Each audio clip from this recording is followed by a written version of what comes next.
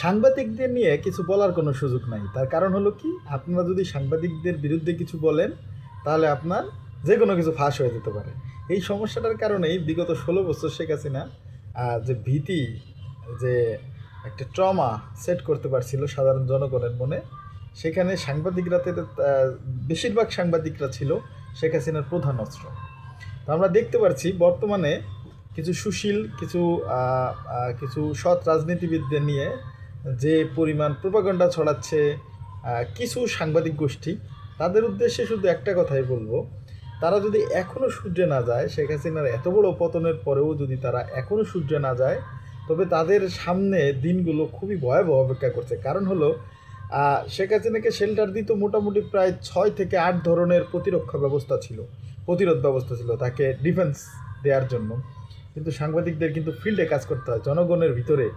এরকমও হয় যে ১,০০০, ২,০০০, ৫,০০০ জনগণের মধ্যে একা জায়গায় কাজ করতে হয়।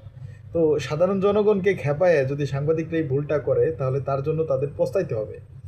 আমি নিশ্চিতভাবে বলতে পারি যে সাংবাদিকরা যদি তারা এখনও নিজেদের ভুল বুঝে সূর্যে না যায়, তাহলে তাদের দিনগুলো সামনে খুব খারাপ যাচ্ছে, খুব।